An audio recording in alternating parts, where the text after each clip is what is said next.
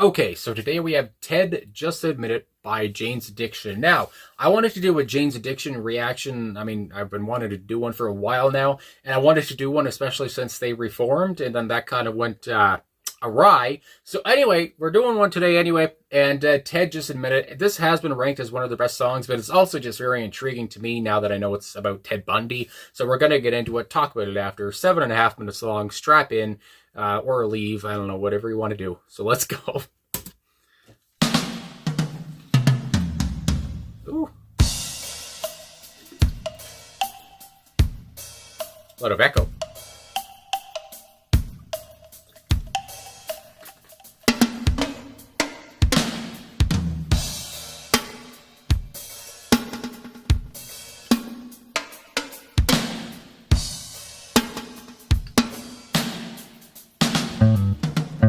Goodness.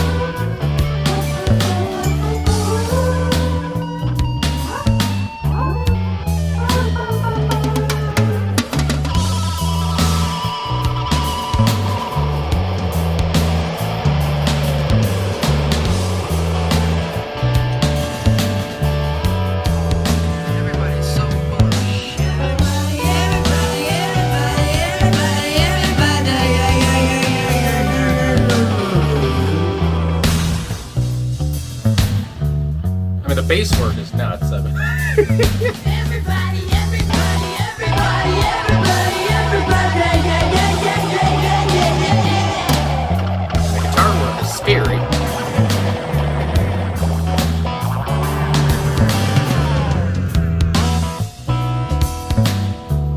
There's going to be people turning up in canyons, and there's going to be people being shot in Salt Lake City because the police there aren't willing to accept what I think they know, and they know that I didn't do these things.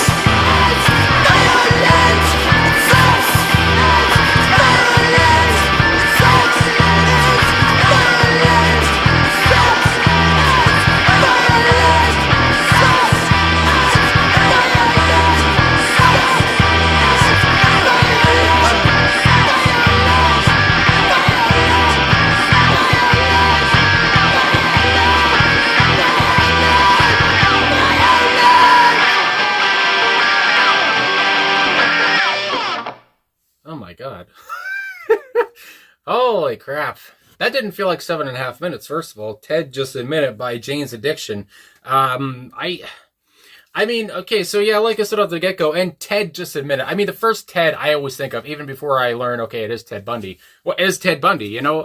That's the first Ted I think of. And yeah, so coming into this, I was like, okay, so it's, from what I've heard from Jane's Addiction, I've done a few of their songs now, and some off of this album, Nothing Shocking, and I like that they referenced the album title in the song too. And I mean, I guess maybe that's where they got the album title, was Nothing Shocking, and how almost, you know, nothing shocking anymore. I mean, Ted Bundy's murders are obviously shocking, but even to some, they might not be that shocking because it's just expected in this world. And again, we're talking back here in like 1988 when this album came out, and 1978, I guess, when Bundy was caught, or I believe. But anyway, it's just, it's the song. I usually talk about the music first, so I gotta say, what I was going to say is other songs I listen to from Jane's Addiction, especially from this album, they can be murky, they can be dark, obviously, and I mean, that's just Jane's Addiction all over, I feel like. And again, I'm not a big Jane's Addiction aficionado or whatever, but it's just so gray. Like that cover of the album just fits it, and the cover that was on this the song, you know, for the video, it just fits as well. That black and white, it's just, I don't know, there's something so dark about them. And at the same point, it's funky as all get out. It's jazzy. There's a groove to it. I mean, from the get-go, you got the drums going on. Stephen Perkins on the drums here. I got to go to the personnel because, again, these guys, I remember some of their names. I know Perry, I know Dave, but Eric Avery and Stephen Perkins. Oh, my God. Stephen Perkins on the drums here and percussion, as it's put here on the personnel for the album. And Eric Avery on bass guitar for this track, too. Between the both of them, again, they were both so funky. It was the best of both worlds in the way that it's so dark, but at the same time, it's very groovy. And like I talked, it's very jazzy, and there's an upliftedness to that. There's an upbeatness to that kind of sound. But again, Dave Navarro comes in, and like he never stops. Like his guitar is just like screeching. There's a guttural sound of his guitar, and I don't even know if you can describe a guitar as guttural, but that's just the word that comes to mind. It sounds grimy. Like at points, I was just squinting my eyes or whatever, like involuntarily, because it just sounds so. What's the word about it? Just sounds so fucking, what's the word? It just sounds so hard. I mean, in a way, and hard in the way that it just sounds so tough. I mean, I guess you could say, or it just sounds so in your face. It just sounds so punchy. I guess that's how I could say it. It sounds so wiry, and the way he's playing this, again, so fast. I mean, not just Dave, but again, he played fast a lot of the time, and it's just like they all seem so well at their crafts. I mean, great bass, great guitar work, great drum work, and again, they can become so fast themselves, and it just seems like they're so proficient, they're so timely, and even when they all got fast, it wasn't like they just got fast for no reason, and it sounded like a jumbled up mess. It just sounded so intense. I mean, that's a big thing. Yeah, the heaviness, the guitar work especially. That's one word I could say.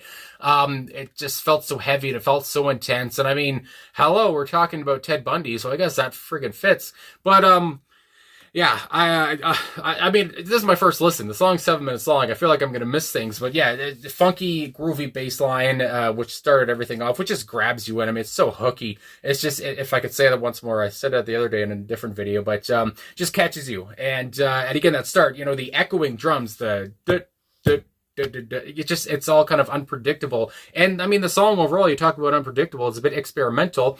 And yeah, experimental with those best of both worlds feelings, again, from the dark side and from the kind of light side. And I mean, again, that kind of works with, again, the album cover, because it's both black and white, and that's what this gives me, some dark and some light. And Perry Farrell, I mean, how am I not talking about Perry yet? His voice, it's like a screech. Again, this is 88. Perry, I know he's older than the rest of them. I know he's how old is Perry? No, let's just find out together. I'm sure you know, but he was born in 59, so he's 66. So around this time, he was like 28 when they recorded this. So he's pretty much in his prime here. Nothing Shocking, of course, is one of, if not the band's best album. And I know they didn't put out too many albums, but it just shows Perry's power, and he was showing his power off here. Just the way sex is violent, and just the way he's delivering these lyrics, and there's just the use of the space in between his words, and how he's, I don't know, fitting his words in with the syllables and all this stuff, you know, get down to as basic as you can. And just the way, again, his screeching, aggressive, growl. I mean, he's just nuts. And you talk about pure feral. He sounds like a feral animal at points. I mean, just the way he can just scream his lungs out, and again, make it sound good though. It's not like he's, I don't know. It's not like, again, it's a mess or something. His voice just, I don't know, gets you, and it's intense. And I'm sure to some people that don't like this kind of music or him as a singer, I mean, they think it's a mess. But to me, it just sounds so gorgeous in a dark way. And yeah, he's just showing off his vocal chops again here. And again, he's using his voice as an instrument in a way, and just adding to the whole cutting sound again from the guitar and the bass and the drums. It's just it just works so well together. And at points too, especially during the near the beginning of the track, as I'm looking here at the additional musicians on the album, and again, I don't know if they were on the song, but I thought I heard a trumpet, and it says Flea did play trumpet on this album. I don't know if it was this song, but also Christopher Dowd was on trombone, and Angelo Moore was on saxophone. So again, that's for the whole album, but I thought I heard a trombone or a trumpet or something on this track. So whether I'm an idiot or not, I mean, that's up for debate. but yeah, just the instrumentation here was nuts. And again, I just can't get over how funky it sounded, and it just grabbed me. And to be so funky and all that for the subject matter, did not expect that. I expected some darkness, which I got. But just that intro was like, I wasn't expecting this intro. And then that intro too, you had the little part of Ted Bundy talking, during an interview, and it's just like, everything about it is just so intense. Again, it's just so like gross, but in a good way. I like it, and because I mean, yeah, Ted Bundy's gross. Can you believe it? My goodness, I'm having a hot take there. But I don't know. I talked about the person. I'll talk about the music. Hopefully, I got my point across that it's just had the best of everything, and that I like their dark side, but I also love their funkiness. So let's see here. The instrumental intro, of course. Now we get the lyrics, and the bridge kind of starts everything off. Everybody's so full of shit, and again, you talk about Ted Bundy here. I guess I was going to go into the lyrics, so let me just explain. You talk about Ted Bundy here, and I know apparently this song, again, is talking about his life in a way, all of it. But at the same point, I think as well, Ted said in an interview, I mean, kind of close to before he got executed by electric chair, I do believe, that he had a porn addiction. And porn was a big reason of why he became the man he was. And I believe he was talking to some interviewer who was a Christian or something like that. And they were trying to kind of explain that, yeah, porn's bad. And if you watch porn, you're going to turn into Ted Bundy, which is quite the goddamn stretch. So I've seen people talk about how they think the person that interviewed Ted, and again, I don't think I've ever saw it, but they think that the person who interviewed Ted really just wanted to get that, porn is bad out there, and Ted was just the guy to do it, and just because again, look at his crimes, you're going to turn into Ted. And I believe it's confirmed that Ted killed over 20 people, and I think it was like 30 he admitted to, and also 36 plus was expected. That's what I saw on Wikipedia. So again, if you have a porn addiction, you might just end up like Ted, this kind of a thing. And again, obviously it's not good to have a porn addiction. It's not good to have an addiction to alcohol, cigarettes, whatever it is. I mean, my God, we all have some kind of addiction. I mean, my addiction is pop, but diet pop. But at the same point, wherever the hell I was going with that. Yeah, just talking about Ted's addiction to porn, and that comes into play here, and that's, I guess, why the whole sex is violent came into play. And because, again, I'm sure the boys back in the day, Eric, Steven, Dave, and Perry, they liked themselves some sex, and I imagine even today. I mean, have you seen Dave Navarro? He's, 50-something, he still looks hot as hell.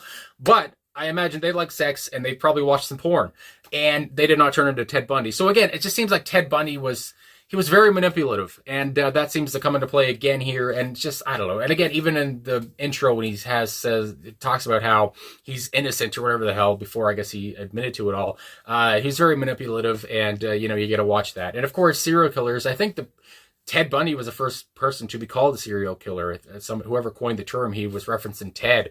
And anyway, so just a lot of manipulation obviously going on. And if you watch porn, just to have a bit of fun, you're not going to turn into Ted. But I mean, if it gets to be an addiction, that's not good for anybody, especially obviously for Ted. But it seemed like he liked the violent stuff, and it just kept going and going and going. And all of a sudden, he's killed 30-something people. Anyway, we have the bridge here. Everybody's so full of shit. Let me get back to the lyrics. Everybody, everybody, everybody. And the repetition here, the way it's said, again, it just sounds so like, what the hell is the word I want to say there? Hold on. I guess haunting, it sounds so scary. Like I said at one point during the song, the guitar work sounded scary. It's unnerving at points too. And the delivery here, the unpredictability of it all, from Perry especially, is just unnerving. And Ted himself is unnerving as we go into the interlude. There's going to be people turning up in canyons, and there are people being shot in Salt Lake City because the police there aren't willing to accept what I think they know, and they know that I didn't do these things. So again, I guess, he was kind of having his innocence moment there. And again, it's just nuts to hear Ted Bundy talk on a song. I don't know, it's been a long time since I delved into any Ted Bundy stuff, but I know a lot of people are very into serial killers, which is kind of a problem as well, as the band is kind of pointing out here. So the first verse, camera got them in images. Camera got them all, nothing shocking. Showed me everybody naked and disfigured, nothing shocking. Now, for me, it seems like now we're, because Ted just talked about being innocent. So in the next part here, the band's kind of saying, all right, Ted, just admit it that you fucking did this shit. Because we got the images here from the police, the police or the detectives, whoever, the FBI took these images of these people that you hurt. And I would imagine, or maybe he's also just talking about the images that he saw as a kid, which made him, made him have a porn addiction, whatever the hell it was. Because again, I guess he liked to see violent porn. He liked to see naked, dead bodies as well, from what I was reading. And obviously, Ted wasn't the greatest guy, so that all comes into play too. But these naked, disfigured bodies, again, I think of Ted's victims, and nothing shocking. I think about how that is very shocking to a lot of people, but maybe to some, it's a cruel world, and nothing can shock them anyway. Even, seeing Ted's pictures and hearing about Ted's crimes, it's like, well, I know, there's 8 billion people in the world now. One of them's going to be crazy and just deadly. And then we had the pre-chorus. And then he came. Now sister's not a virgin anymore. Her sex is violent. Again, and then he came. And it's just, again, are we talking about one of his victims? Again, I've never really gotten and delved into every case. But it seems like maybe, again, whether he had sex with somebody. Also, I know he was a necrophiliac, I do believe. So again, Ted... he wasn't the greatest person. Can you believe that? And her sex is violent because of what happened to her, because of Ted, at Ted's hands. I mean, holy moly. Then the first verse, as I already talked about, yeah, the camera's got them images. The cameras, I mean, basically, we got the evidence that you did the stuff. We got the chat logs, as some people like to say. We have all we need to know that you did do this, and, you're not going to manipulate me. And it seems like, again, Jane's Addiction here, the boys in the band, we're not going to let Ted pull a fast one on them, even though, again, it's been about 10 years later after Ted was killed. I believe, was killed in 78, wasn't he? Something like that. Anyway, or he was caught or whatever. I know his span of his crimes went from 74 to 78. I'm talking too much. So then we have the chorus. Her sex is violent, sex is violent, sex is violent. Again, just because, again, of his porn addiction and his need for the sex, and how that's seen as, sex and porn is violent now because Ted did it, and now he's turned into a monster, and sex is violent, that's the reason. The TV's got them images, the TV's got them all. It's not shocking. Every half an hour somebody's captured and the cop moves them along. Again, how this is kind of maybe a never-ending cycle. Maybe not every person that captures is as bad as Ted Bundy, but at the same point, it's just not shocking anymore. You see it on the news every day of somebody killing somebody. You don't see the killing on TV, but you hear about somebody doing that. And at this point, it's not really as shocking as it once was. You've become susceptible to it. You've become, what's the other word I'm trying to think of? I don't know. But you got used to it anyway. There you go. Then we have the second pre-chorus, but it's just like the show before. Now the news is just another show. Again, now the news is just another show. The news that you're watching that's so violent and it should be a bit jarring. Now it's not, though. It's just like any other show that you've watched because it just, you're used to it once again. Then we have the chorus, sex is violent. And again, the way Perry screams that just hits so hard.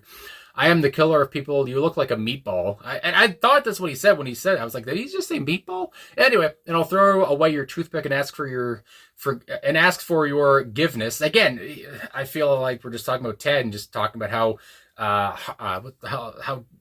why can't I think of words? Just how mean he was, I guess you would say. I'll throw away your toothpick and ask for your forgiveness. I mean, again, I'll take everything you've got. You look like a meatball. I am the killer of people. I don't give a shit about you, and I'll kill you too. Because of this thing, because of this thing, because of this thing that's in me. Is it not in you? Is it not your problem? A baby to a mother. You talk too much. To your scapegoat, that's what I say. He tells you everyone is stupid. That's what he thinks. Snapshots make a girl look cheap, like a tongue extended, a baby's to a mother. Again, I just think about Ted trying to pull a fast one on all these people. second bridge says a lot, and that's one of the most important parts of the song, I would say as well. I feel like Perry's talking to Ted himself. You talk too much to your scapegoat. That's what I say. It tells you everyone is stupid. Again, it just seems like he's really trying to pull a fast one, as I keep saying, on everybody. But again, most people were known to his problems there, and were known to know that Ted was a liar. And then we go on to the chorus once more, and then that's it. I believe I'm taking that bridge anyway. Now that I'm looking again, that it's not Ted himself talking, but you talk too much to your scapegoat. That's what I say. It tells you everyone's stupid. That's what he thinks. Snapshots make a girl look cheap, like a tongue extended of babies to a mother. Ooh. Anyway, but just at the end of the day, what the whole overarching thing again. Ted Bundy was terrible. Can you believe it? And he was manipulative, and a lot of this has to do with his porn addiction, and how obviously also has to do with sex. I'm glad I kind of looked up the song a bit before I got into it, because again, the whole sex is violent part, maybe I would have not have got, because I might have forgotten that Ted did have that addiction. But again, having that addiction obviously maybe was a factor in his crimes, but obviously his brain, the chemicals were obviously already kind of nuts before it all. And again, a porn addiction itself is not going to turn you into a necrophiliac. So anyway, you got to have a lot more mental illnesses before that just does that easily like that. But anyway, I just loved to hear the boys' opinions on this, and to hear them, again, just be in your face and just be very upfront. Even if, I would have been nice, and I guess not nice because Ted, deserved to probably die. But if Ted was still alive and the song came out, it would have been fun to hear, or just interesting, maybe not fun, but interesting to hear his reaction to it. And I'm sure he'd still say, no, it's fine. I'm a great guy. But anyway, I guess that's all I gotta say. So thanks for watching. Thanks for liking, subscribing, commenting. This is what I was looking for from Jane's Addiction, and it's too bad the reunion ended pretty fast, but my goodness, that was crazy, still watching that video of Perry freaking out, but hopefully he's gotten better. And anyway, I guess the band's never getting back together from what I've heard. But anyway, thanks for watching, all the support, liking, subscribing, all that stuff. I'll talk to you guys again soon. Sorry this video was 25 minutes. My God.